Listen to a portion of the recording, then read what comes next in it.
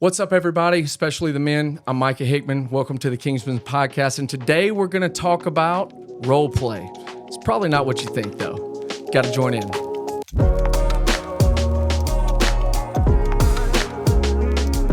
Welcome back, guys, to the Kingsman podcast. I'm Micah Hickman. I'm here with my good friend, Todd Goodwin.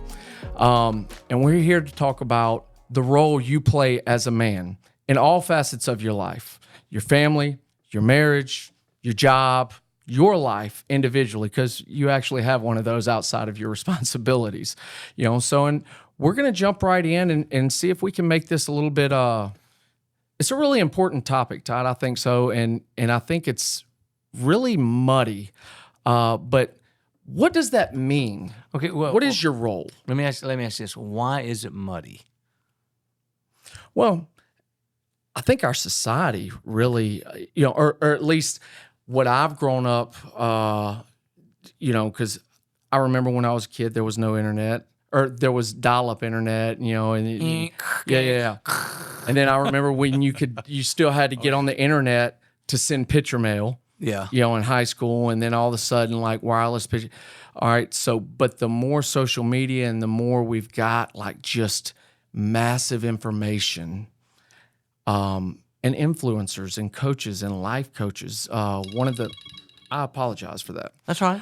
One of the main growing fields is life coaches. People trying to, it's like it's supposed to grow like 10 to 17% in the next 3 years. Maybe it's because somebody wasn't there playing their role is one of the reasons why we got so many life coaches, because you didn't have fathers and mothers and men and women playing the role that they should, not just playing, doing the role that they were called to. So are we just talking about my identity as a man again? Is that what the role is? No, but your identity, what you do, does come from what your identity is. I agree. I agree. So let's talk about role play. The roles that we play as a man. Just right off the bat, you're a man, you're married. What's the first role that you can think of in your life? Husband, father. Okay. Would you say that's the two most important roles that you play? Absolutely. I can't even. I was trying. I was really trying to. I was really trying. Yeah. That's the. I believe outside of my individual actions of myself, I truly believe I will be judged on if my wife meets the potential that she was created to meet or not, based off of how I led, how I grew her, how I allowed her to flourish, and did I give her the things she needed? But doesn't this sound extremely toxic masculinity? You think of absolutely. Okay. I don't apologize. We're talking about you allowed her, and I can hear it now. You allowed her to grow. You allowed her. You put that. God Almighty, you put that clip on the internet. Let that one go. But you think both of us have strong wives? Oh, yes. They are highly opinionated. They have their own opinion, and they absolutely know it. And I'm not threatened by it, and nor are they threatened by me. That's right. Because maybe it's because we absolutely not know our place, but we're doing our role. We're playing our role correctly. So when you say, and I would agree, like, because a lot of guys, either my age or younger now, they're like, man, I want a strong woman like your wife, Uncle Billy's wife, Aunt Jamie. She's strong. True. To say the least. Just very. You could put them in a place by themselves that was chaotic and give them about an hour. They will have it ship-shape. Everyone will know. Having strong wives is such a blessing. However, if you don't understand who you are and what the role, like where I play in it, and I think I would like to define, like, in a marriage, or I would like to ask, when I say I know my role, it's super. It's not, I know my place. That's what it's a you difference. Stole. It's super close to, I know my place. She deals with the kids, and and I deal with discipline, and I mean, it seems very synonymous to each other. What's the difference? Well, that's one of the reason we're asking this question, because there are certain roles that only you, as a man, as a husband, as a father, can play. Your wife can't do it. Women can't do it. I mean, I don't know if it's news to anybody out there on the internet, but men can't have babies. We can't. We never will. I don't have a uterus. Micah doesn't have we can't. And if somebody gets upset about that, I mean, that's a whole different podcast. You're absolutely correct. I think I would agree that knowing one's place is vastly different than understanding your role. Yep. I think it coincides with your identity, as a man, and we've talked several times about the Lord gives you your identity. I mean, Dad did a great job, several episodes ago about talking about how do you find out who you are as a man? Yeah. Because it would be hard to know your role. I think if you didn't. If you don't understand what a godly man is, it's hard to know the role that you need to play. So if, let's say I understand my identity as a Christian husband, I got married, I'm married now, okay. With children. Yeah, I mean, with 3 what is my role? How would you define your role? Is it, because we have friends, and all marriages go through struggles, right? And sometimes it's interesting to see how different struggles come about. Yeah. Okay, and sometimes it's because the man's trying to be the man. And like, this is just what we're doing. And then sometimes I was like, okay, well, not that I'm combating that. Yeah. Because sometimes, but what's your why? Why is that what you're doing? Why is that what you're, and I think when you just start, well, that's because this is what I'm supposed to, the Bible says that's what men are in charge, and so I'm in charge. Is that what it is? Just to be in charge? It's to lead. So to be in charge. Not necessarily. My wife is a strong woman, and my wife can lead. Mm-hmm. And there's been times I'm like, oh, I'll back out of the way. She can take that. But for the most part, when I stand before God in heaven, he's going to look at me and he said, how did you lead your family? He's not going to look at Nina, because according to Scripture, it's me that leads the family. Does that mean that Nina is less than? Absolutely not. We stand shoulder to shoulder, but because I know who I am and who God is, I'm able to understand my role better.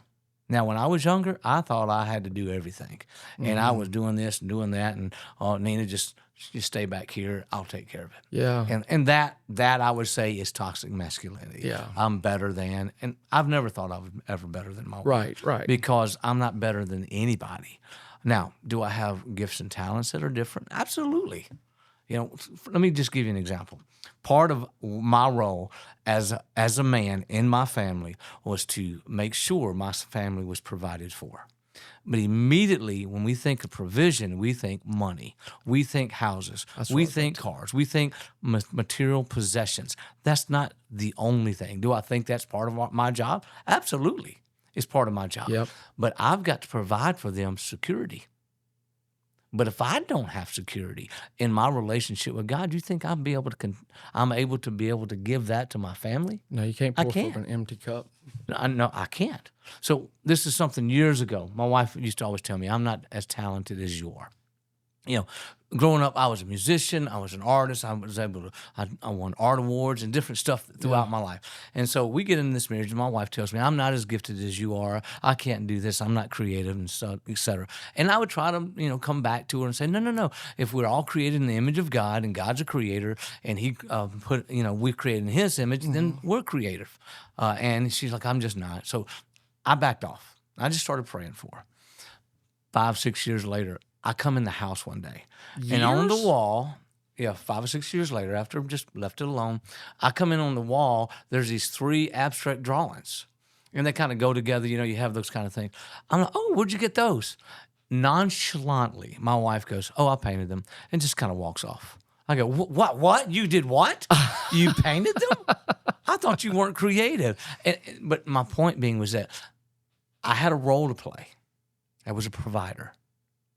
So I went, and one of the things that God told me, it was my job to make sure my wife was successful. God spoke that to me. 100% And I go, agree. And not that she can't make herself successful. I remember telling God, I can't make myself successful. How can I make somebody else successful? That's when he said, you start praying for your wife. You start listening to what I'm telling you so that you're able to pour into her. And she's got more confidence today. She don't need me. And you go, well, then that's wrong. No, she don't need me. She needs God. That's who she needs. Yeah. Now, she don't just need me. She wants me. I want her, It's a not big just difference. I want you, because I'm not talking about sex or anything like that. No, yeah. And that she wants to be with me. So now we have a relationship because I was understanding my role and playing my role as God showed me. I was able to bring life to my wife. And even to this day, she's still creative. She does all kind of, people call her, hey, you're a creative person. I need you to do this. Or give me an idea for this. How'd that happen? Is it because of me? No, it's just part of it was me playing that role. Doing what God called me to do was to provide. I was providing for my wife some security as a husband. And now, does she provide things for me? Yes, when she plays her role. And I'm not necessarily the one going, you play your role. Yeah, no, yeah. That's not me. That's God. So I would like to go back to the beginning because you said something that kind of piqued me that sounded an awful lot like she was insecure in her abilities. She was. Which, even to this day, she'll say most women don't have the confidence of men. I mean, yeah, because we're goobers, right? We're just You've never heard a woman go, "Hey, y'all, watch this." Yeah, right before she did something stupid. Yeah, I think I can make that jump. Just watch it. Exactly. You know what I'm saying? I mean, because we grow up like that. Yeah. But so that is a really, really, that one hurt me. What do you mean? As far as me, myself, and not who, because that's what I really felt like the Lord was working on me. In fact, I know I was at Keith's Chevron and it was like 10:27. And I was telling Emily and I, we were working through some things. She had some insecurities. Mm-hmm.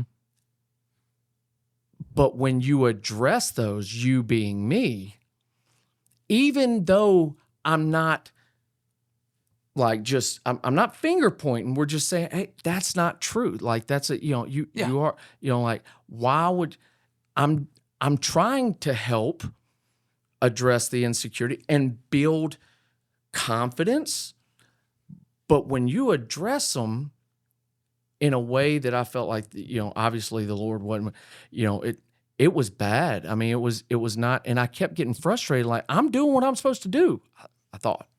And I'm telling you, the Lord, it was like, boom, it just kind of, and I know it was because it was just a random thought that I would never think to myself, if you don't shut yourself up and just stop and leave it alone and let me do what I'm supposed to do. And immediately I was like, was that me? I just because I thought I was doing right. Like my job, you said provide security from what? Is security not provision? Is part of it. That's part of it. Is provision, because I did know, I listened to a really good study. The guy said the number one thing women want is not, money. It's security. Mm-hmm. Okay, well, I was like, okay, that's great. That's a good book, right? That'll sell millions. Yeah, I mean, but who can do that? What is security? Security to... They're safe. They feel safe. They feel like they're going to be taken care of. They don't have to fear. One of the things that my wife says, she goes, when I'm walking down the street, I'm conscious looking around me, and most women are, because they're always vulnerable. That's right. I couldn't tell you a time in my life I've ever walked down a road thinking somebody's going to attack me. I'm like, somebody touch me, I will kill you. Trying not to get hit by a car that I didn't see moving. We have something that they don't have. Does that mean that they're less than? No, it's not. That is not what that means. What it means is part of my job and the role that I play is I'm providing something that God put in me, but and vice versa. There's things in my wife's life that only she has that she can give me that I can't produce in myself. So when we play those, I hate to say play, when we live out the roles that God's called us to live out, then what happens is that we become, I don't think it's homogenous, but we blend together. We're becoming one. Yeah. One. Yep. 100%. I just don't, and you'll have to, so again, and I'll say this because I'm just young and ignorant and hadn't been, but even myself as I grow, servant leadership, okay? That's my role, is to serve my wife, is to ensure, because I said, I agree with you, her success is my responsibility. And as a coach and an athlete, that is vastly, because the team's success is my responsibility, right? Okay, well, how I go about that didn't bode well. Try to do it at home. For trying to do it at home with my wife and her. It didn't end well. I mean, like my wife was not received well. She told me one time, she goes, hey, I ain't one of those little people down at the church that you tell them what to do. God, if I've heard that a million times. She goes, I'm your wife and you don't get, I'm like, you're right. You're absolutely correct. I got outside my role. So there's a line between doormat and servant leadership. Okay. And what I would realistically, because what I feel like, and I fell prey to it too, is, servant leader is just, is humble and quiet and they never say anything. That's right. I just do and then she's making all the decisions, or she's stuck trying to decide how to do a budget, which I found out. I didn't know this. I mean, obviously there's women that are great with numbers and love it and are good. Aunt Jamie was one of them. But the majority, chemically, they don't have the same abilities that we. And this guy's saying it. I and don't I'm know like, about that. Well, I mean, he's saying it. So you heard this podcast? Okay. Yes, okay. Yeah, and because it's not just you. I was immediately convicted because it's just easier for me because there's so many decisions and so much. Just you're able to look at it and do it. And that's if you go for it. And it. But at the end of the day, God's going to hold you responsible for how you led this family. And so in the Bible said we should be servants. The least of you will be lifted high.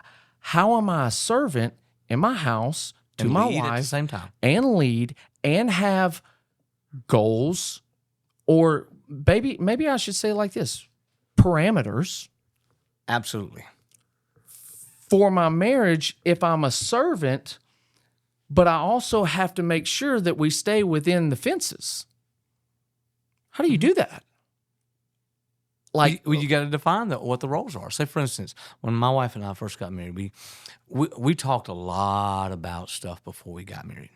One of the things was, like, what about raising children? How many children do you want to have? Yeah. If my wife looks at me, before my fiance, before I got married, she goes, I want 11 boys. I'm like, I don't even think I love you, right? I'm like, that's true. Who would say that? That's right. But we talked about, do you want children? I want children. I wanted 4 children. Nina wanted 4 children, but there were some physical things that the doctor says, if you keep having children, she probably won't live. So I'm like, I'm choosing Nina. Ain't no doubt. So, but thing is, we had those conversations within the context of a loving relationship. And what I'm about to say is that, wait, define that. Okay, I can say tough things and harsh words to somebody within the context of a loving relationship, and it will bring life to them. Okay, I agree. Okay. So with that said, we have had conversations within the context of a loving relationship that a lot of people avoid because they don't want to hurt somebody's feelings. They don't want to, well, maybe that's not my role. Well, let's find out. Let's talk this thing out within the relationship, the loving relationship we have. You're not going anywhere. I'm not going anywhere. Okay. So there with it that is. That's said, right. Yeah. with that said, I think this, like for instance, my wife is better at money than I am. And years ago, I said, "You're better at it. Why don't you do it?" And then after about 2 months, I saw the stress that was on my wife. And then I'm like, "Lord, what am I supposed to do? She's better at it than I am." And this is what God told me. He goes, "I gave you broad shoulders to carry a lot more weight than she can. I gave her hips to have children, and different stuff." So when I saw that, he goes, and I went to her and I said, "I felt like the Lord told me to take the money back." And she went, "Oh, thank God." Thank God. And I saw her stressing out. So, was I great at it? No. Well, did she harp on me? No, but she did pray for me. And then fast forward, years later, I oversee the building a multi-million-dollar building. What? Me? Now, I would have never had that thought 36 years ago. Started And I small. can promise you, she would have never had. So think about this. What you're going through today just might be preparation for what you're going to do in the future. I 100% agree with that. 100 You just can't see it. So let's talk about our roles. How do I want to, How do I know my role? well, yes, how do I know, but how do we set the parameters of a loving relationship? I know what I've had to do literally just because I couldn't was the paper. I'm not talking about us. Us is good. I love you. Yeah. Us is like this. I'm talking about finances. I don't like where it's at. Is that the parameters of a loving relationship? Is that how you start? Well, is that how you start prefacing this is going to be a hard conversation? I think we got to also understand a couple of things. As my role as a loving husband, I need to, on a regular basis, I've reaffirmed my love for my wife. There's not a day goes by my wife, I don't tell my wife I love her. There's not a day goes by I've not kissed her goodbye. There's been once in our life that about 10 years ago, I'm 15 minutes down the road, I'm almost at work, I go, oh, crap. I turn around, come all the way back home. She's standing outside waiting for me. No way. I walked up, I kissed her on the lips, I said, bye. She goes, I was waiting. I was wondering if you were coming back. Now, thing is, I created that part of the culture in my family, in me and my wife. She knew I was coming back, and I did. Why? Because I'd proven myself so many other times before that. So understanding my role as the leader, I'm not necessarily going, this is how we're doing it. I'm going, this is where we're at, and this is what we need to talk about, what's best for our family. Dude, you said it. I think you said it, and you didn't even know. And it's a buzzword for athletes. And if you're a co-athlete, you know what I'm going to say. It's almost culture.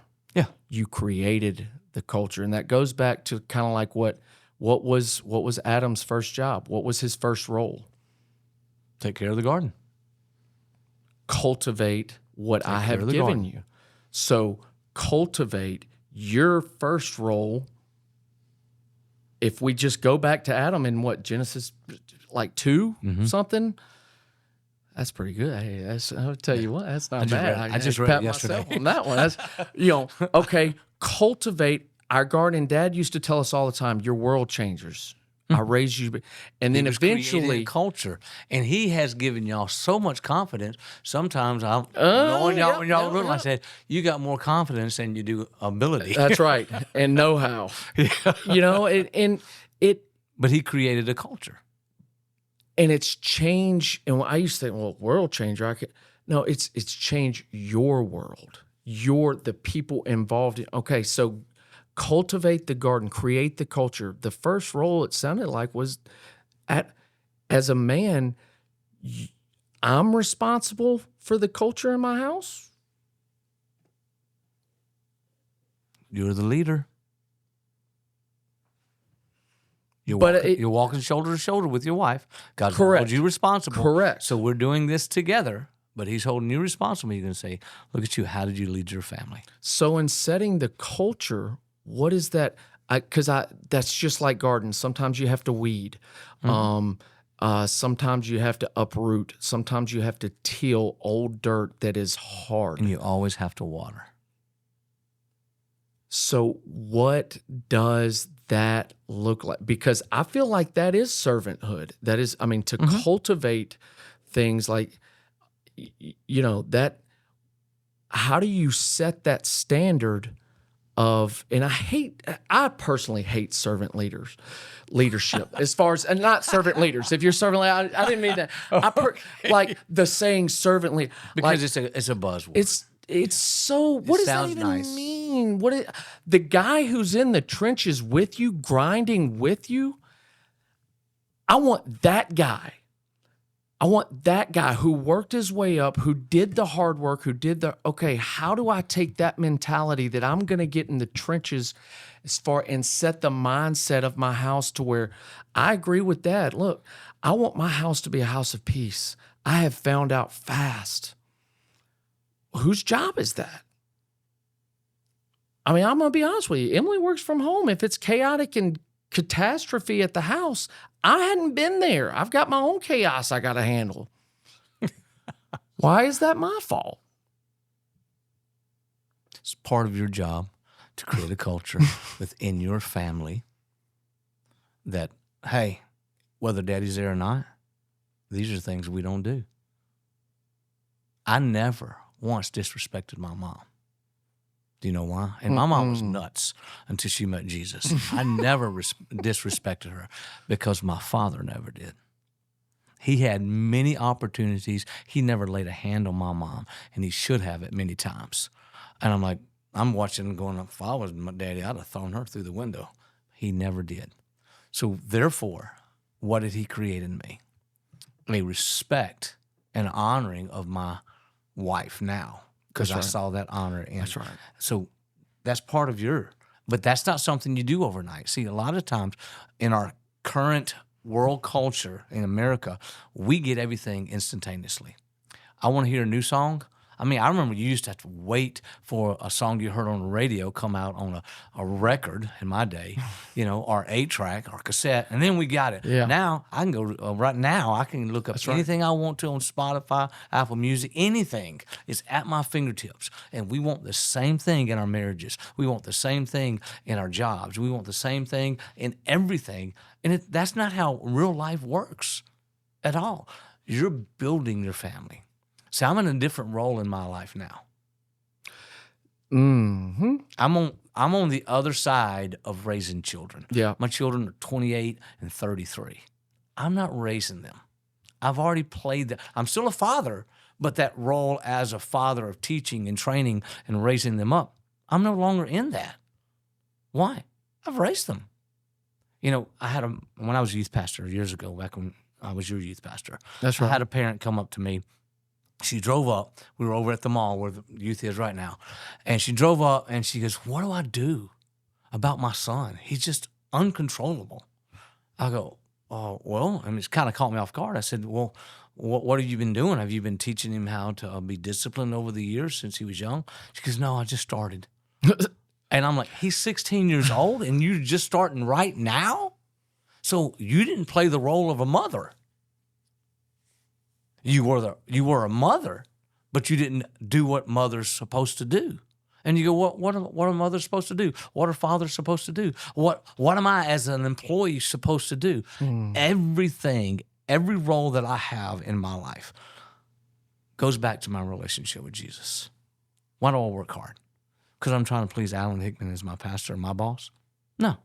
I love Alan. I think Alan's an awesome guy. Mm-hmm. But I ain't doing it for him. That's right. I'm doing it as unto the Lord. That's right. So that's what I'm saying. When we start looking at all the roles, and we have plenty of roles, I can tell you a whole bunch of your roles right now. You're like, absolutely. You are a father. Mm-hmm. You are a husband. Mm-hmm. You are a follower of Jesus. Mm-hmm. You're a boss. Mm-hmm.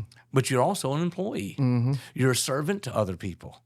You are part of the community where you help coach. So you've got a lot of roles, a lot of hats. And that most people think that when you get older, you lose your hair because of genetics. You don't, because you wore so many hats and so many roles. You've been taking them on and off. That's right. And sometimes, honestly, sometimes those roles cross over and you get them mixed up and you come home and you think you're the boss at home and you start bossing people around. Well, I'm the leader. Well, no. There's a difference between being a boss and being a leader. So, I cannot tell you how many times, especially when I was coaching, you're spot on, especially when I was coaching. It's just, and I'm guilty. It embodies me. I love it. And it's just, but it was hard to shut it off. Mm-hmm. I know. And then my wife, like I would start, like maybe there would be not just a small disagreement or like this or this, and why would, and I would just, I had no idea.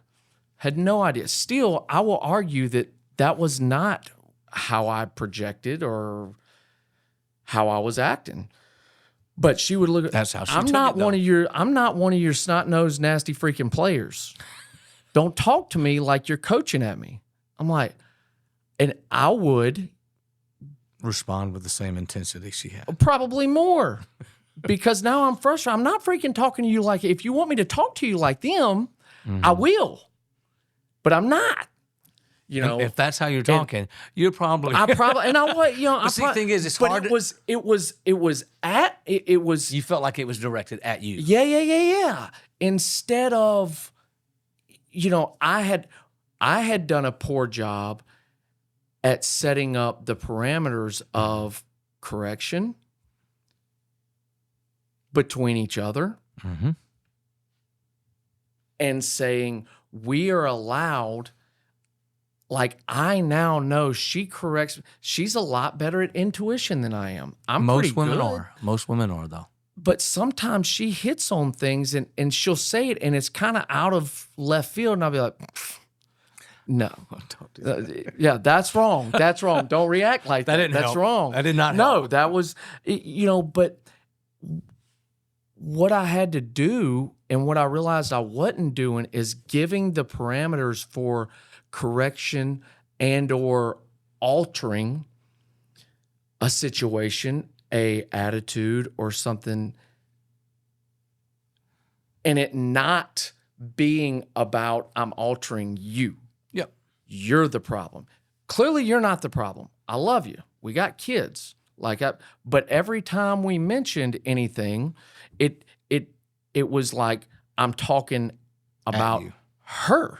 And I'm like, so if you go with that and you're going, okay, how do you decide? And I want to get to kids after this, but like in your marriage, because I'm curious how I know how we've tried to do it and how things we've done, but if it's your marriage, okay, how do you establish roles without establishing dominance? And how do you establish if there's an impasse? Like I'll tell you, put it on the back burner. If there was an impasse for the most part, like or something had to be made, Dad made the call. You can make a decision. Dad made the call, and Amy never once, after he left or turned his back or to us, I mean, your dad doesn't know what he's talking about. Not one time. Because there was mutual honor and respect for each other because of their relationship with God. And so where do you meet to say, okay, maybe your marriage is good. Maybe it's going to go through patches. It's going to, and obviously communication has to be one, but where do you say, okay, this is the culture I'm trying to create. And do you just say, this is your role, this is my role? For me and Nina, it was that way. Because my wife is, my kind of wife was is, too. My wife is very blunt. Mm-hmm. Your wife is very blunt. Mm-hmm. So how do you feel about it? How do you like my shirt? She goes, I don't like it. Okay. I don't. Because you asked me whether you like my. That's exactly what And she Emily said does. yes or no. Does this match? Ooh, no. Okay. And then goes about her day. I'm like, soften it up, babe. Well, and the thing is once you understand each other, and that's part of learning, and that's the adventure. Yeah. That's the adventure of your marriage going, I didn't know you thought that. Instead of going, I didn't know you thought that. Completely different. That's right. So I'm like, I didn't know you. That's awesome. That's unique. Like my wife says, I think I'm a boring person. I really do. I don't do a lot of. She goes, you are not boring. There's a lot of things I would describe you. But I think I'm like, it's just boring. I want to go do something exciting, And exciting doesn't necessarily mean climbing mountains and all that kind of stuff. I like it, but she says the way you think, challenges me all the time. I didn't know that. Well, instead of going, you think stupid. She didn't say that. The way you think challenges me immediately not because I'm afraid of being honest with my wife, but what we're doing is going, you know what? My wife is just like anybody else. She's a woman. She has emotions. Mm-hmm. She has feelings. Mm-hmm. She has dreams. Mm-hmm. I remember I was about 18 years old when I realized my mom was not just my mom. She was a woman that had hopes and dreams and disappointments, just like me. And I think I was probably about 28. My mind changed towards my mom. I'm like, I just saw her as mom, the provider and giver of all things. Yes. And she took care of me. And I had that. And see, that's the thing is, I immediately saw my mom in a completely different role when I was 18 years old. So how do you, so now, like, let's say, especially now, like, look, I'll be honest, if I was going to grow up and get married in your time at, 19, 20, 21, I would need roughly about 75 to 85,000 to live very comfortably. And my wife would stay home. You could, very comfortably. Now you need to make equivalent to about $265,000 a year to even contemplate your wife staying at home for the cost and have kids and stuff like that. Now, that's a podcast for another day. So a lot of moms are working because they have to. Emily works because she has, we needed it. But then I have to ask yourself. But she also had dreams. Overextending ourselves. That's right. And in some places we were. Some places, I'll tell you this, and this is tough because it wasn't, I put her by my negligence, and I feel like this is what I wanted to talk about, my negligence in my role put her in a position that she had to address, bro, we're blowing money here. Great, you love it. It doesn't freaking matter. And I'm like, no, you don't understand. It doesn't matter. Like, it's just not feasible right now. I'm like, yeah, sure it is. Yeah, it is. I mean, we got even. But how do you, or how do I, or how do us, where we set up, cultivate success within the guidelines of what our marriage is? Our marriage and the roles that each one our of you marriage play. is not our dreams. Correct. It is a dream. Well, I mean, but yes, but my dream was vastly different. Not that I'm upset about where I am. I'm not. How you saw things were different than how she saw it. Her dreams and aspirations is not our marriage. How do I cultivate that to where, a lot of people get divorced, especially women, because they don't feel that they are being successful or that feeling of success. Same with men. Men need something to where, like, I reach this ladder, I climb this ladder. And how do I set it up to where my marriage and she feels like she is successful in something that may not have been her dream? How do I do that? Well, first of all, you got to ask yourself a couple questions. Is that your dream is selfish? Think about it. Yep. It's selfish. I agree. Because it's your dream. the best thing that can ever happen to you is that your dream dies and God gives you his dream. Okay.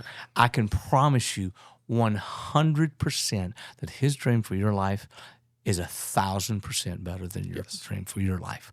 And this was something God told me years ago. He goes, Todd, if you will die and your dreams die with you, I'll give you something that you could have never imagined. And that's when he brought Nina in my life. Never in a million years would have I ever chosen her, but I let my dream die and go, God, I want your dream for my life. I don't know what all that means, and I don't have to know what it means because I have a loving relationship with my Father. And within that context, he told me I need to let my dreams die. My Father, earthly Father, taught me to dream. I was a dreamer, buddy, and I'm still a dreamer. That's right. But within the context of my loving relationship with my Heavenly Father, I'm willing to dream. I'm willing to go after it. So if my wife has that, like right now, my wife's in a different role in her life. Mm-hmm. She's not mothering our children. She's not raising. So she's running after some dreams that she's always had. But over the years, we built those things so that one day we knew this was going to happen. So that it changes, though. Your role changes. Exactly. She's still a mother, but her role as a mother has changed.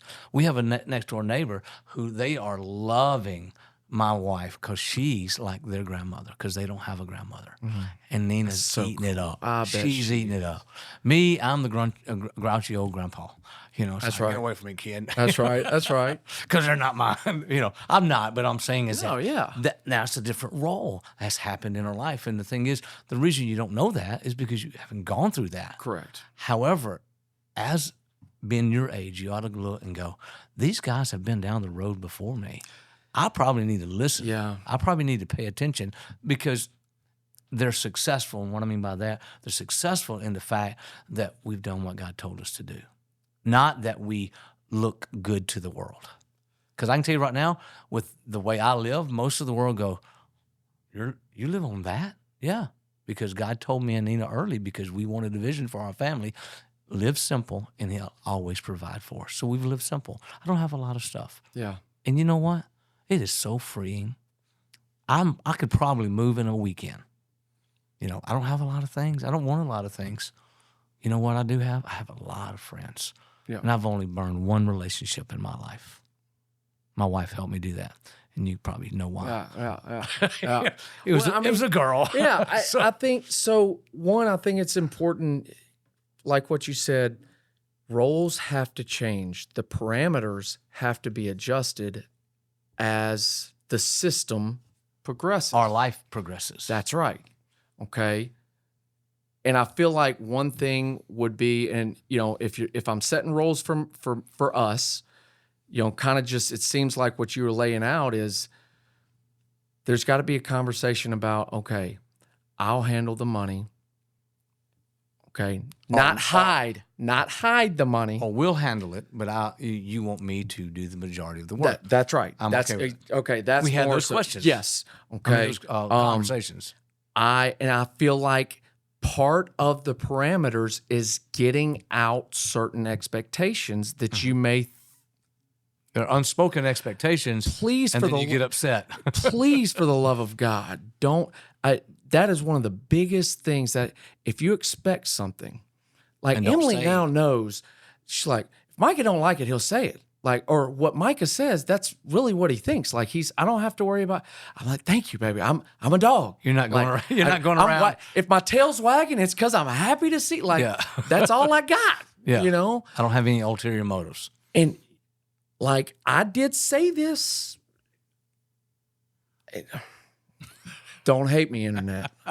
In premarital counseling, I did say this.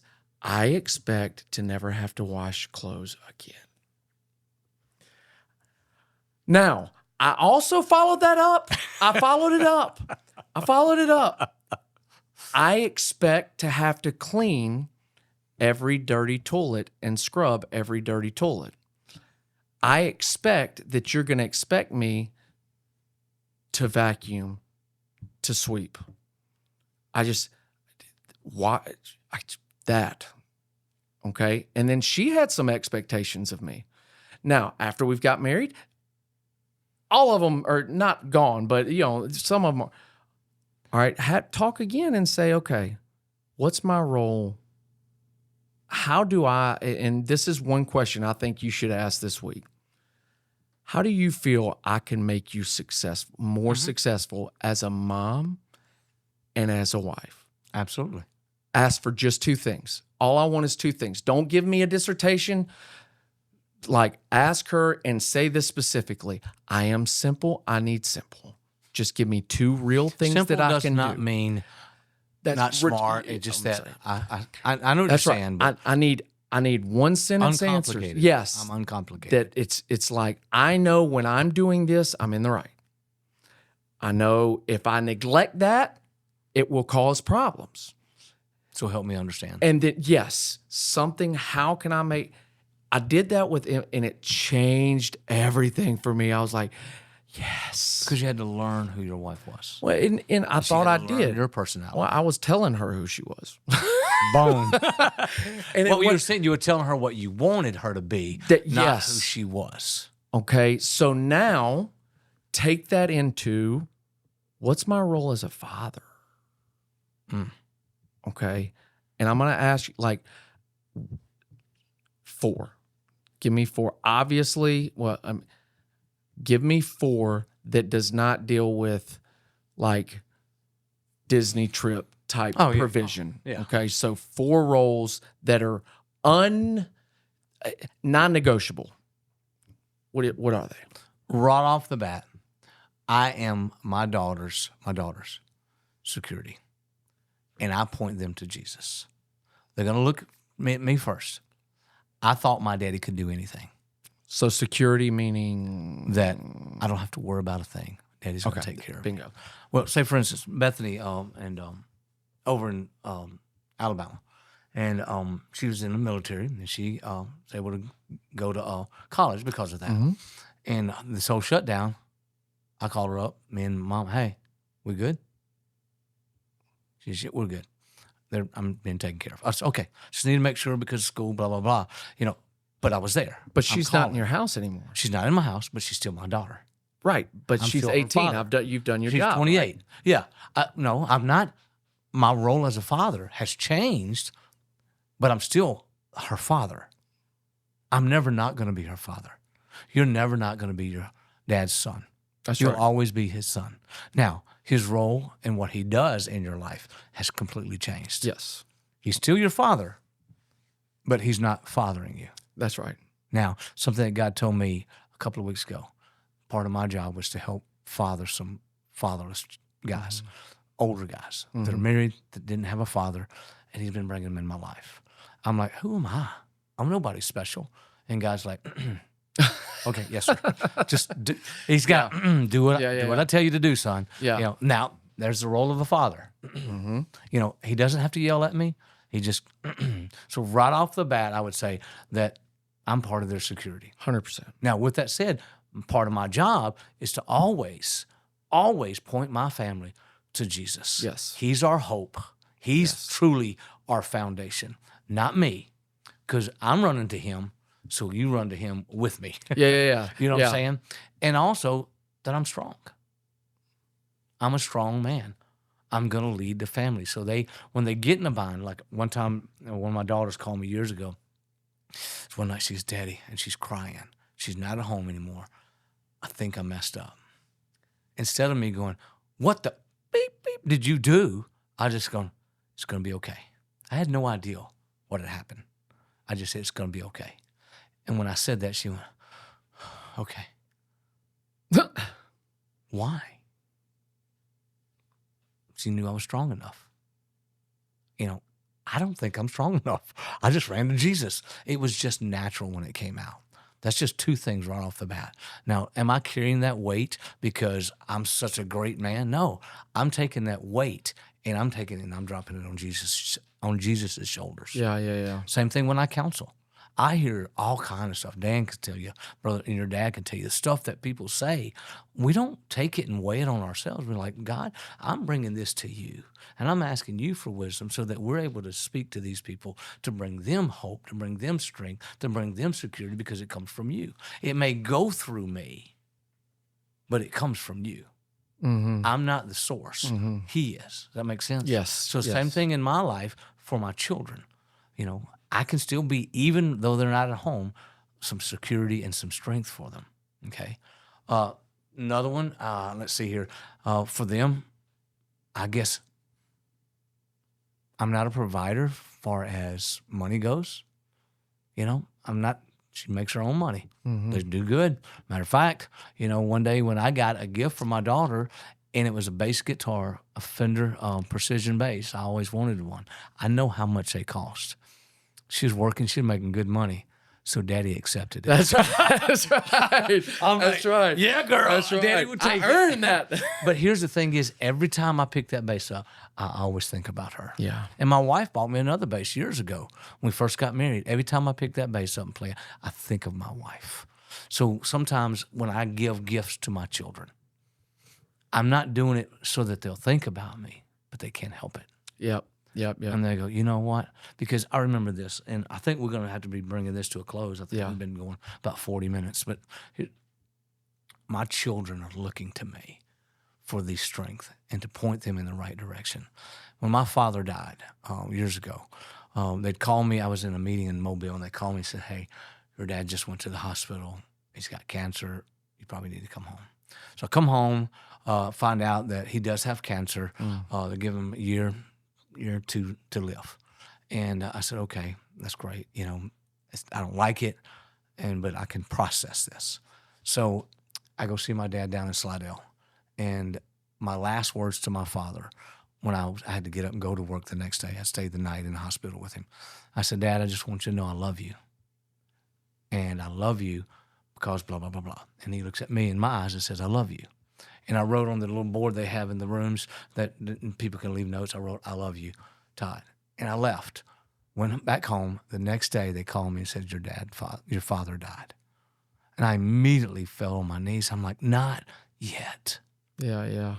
So after my dad died, it was difficult. Yeah. And it was hard. I was dealing with it. And I said, Lord, why am I having such a hard time with this? And this is what he said. He goes, because you look to your father for the hope, for the strength, for all this that only I can truly give you. I said, yes, sir, I got it. And my father was strong, and my heavenly Father showed that to me. He put a strength in me that I don't know how I got it. I don't know why I can do, I can, it's okay. Yeah. It's going to be okay. Yeah. And you go, how do you know it's going to be okay? Because one time when Haley had a seizure years ago in 6th grade, I ran there, we went to the school, we picked her up, and then he goes, is she going to be okay? I go, I don't know. And then afterwards, Nina was talking to me, she says, Todd, I need you to tell me it's going to be okay. Even though you know it's not, I need to hear it from you. I said, that didn't make sense. No, yeah. But yeah. I said, and I looked at her, and I said, okay, it's going to be okay. And when I said that, it's going to be okay, she went, she breathed a sigh of relief. And I breathed a lot of breath to God going, I don't know what to do. Well, yeah, I can't do this. It feels like, and I know the ownership is now on, and this is going to sound bad, right? Say or it. like a cop-out. Or people could take this like, well, that's their way out of it. Because it seems like the ownership then shifted from where she felt it was her responsibility to when you now understood the situation, it's going to be okay. Because now you accepted the responsibility of the outcome, then being And then I gave it to okay. God because I know I can. That's right. But because of my role, they're looking to me to fulfill my role. And I'm looking to God for him to give me the strength to be able to do that. See, and So I do it. I think that's like, what's your role? Obviously, one, I would say mom is not the disciplinarian, can't be. That doesn't carry the weight. And Emily even, she'll say sometimes I just need daddy voice to grab You're their right. attention. You're absolutely correct. And that's not my voice or your voice or no. Look, Big Al can grab some attention, son. But I believe it's because of what God's called us in our role to do. And there there are some things, your authority, okay, and my role, unfortunately, is discipline when it comes to that. And obviously, I'm not just talking about whipping or anything like that, but discipline, because she'll ask me now, what do you want to do? How you want me to handle it? Do you want me to talk to him now, or do you want me? That's not her subsiding, because I absolutely need She's her looking her to counsel. you for some leadership. That's right. Okay, so discipline. You are the launching pad. I just can't get that. I mean, the most important thing for a spaceship to go or to complete its mission, the most important function is not the ignition, not the gas. It's got to have A good launching pad. It's got to. It is got to. And then I got deep into this thing when the exhaust where it takes water this way and this way. And I started crying almost, because it was like, oh my God, as a father. Part of my role. Yes. And I was like, I didn't sign up for that, but you are the foundation. Why do I feel, me and my brothers, why do we feel like we can be successful? Why does Isaac start his own job and his own business? Okay. If you don't make it, It's going to be okay. what is that? It's going to The be okay. foundation. Yeah. So how do you start that? I think it's important, like what you said with your wife. You tell no matter, and Dad did this with us, and I do it because I know what it solidified in me, because I've seen friends that grow up with a performance style love. And it sucks. It's not fair. If you're good enough, I'll love you. No matter what you do for the rest of your life, I love you and you're my son. And there's nothing that you're going to do, good or bad. It's going to keep me from loving you. And look, some of my goober brothers put the bad, they put that to the test. Oh, I know. But it was setting the standard for the kids that nothing you can do changes, God, how much I love you. And then I love what you said is, I am the navigator. I love that Dad used arrows. Here's what scared the piss out of me, though. I'm sorry. Can we say that? Are we supposed to? Well, you just did. Well, I'm so sorry. I guess you here's can. Here's what scared the fire out of me, though. When you shoot an arrow, by the time that arrow's 18 years old, it's in motion. Mm-hmm. The arrow is in motion. It's going somewhere. It's already. It's not on my. It's like I can't just like. Oh, hey, look. Let's. In mid-flight, you don't change direction. Motion. And it's headed somewhere. That scares the fire out of me. Like these core principles that we asked, that, Emily and I said, okay, we want our sons to be respectful. What does that look like? How do we make them respectful? We want our daughter to be modest. We want her not to desire attention from everyone. What does that look like? Where does that come from? It comes from mom and daddy. That's right. Because they're playing their roles. Then our marriage has to. And so is it important? God, it's the most, I go back to what's the most important thing I could almost do in my life outside of give my life to Christ and try to continue to grow and let him, is number one, figure out how to be a husband. Because they aren't like us. Dude, they don't think like us. Not They even don't close. talk like us. They're not like. And every man on the face of the earth is in a relationship with a woman has said that. I mean, and vice versa. A dad. And if you realize that thing's in motion, then all of a sudden you're trying to reel it back and start a lot earlier.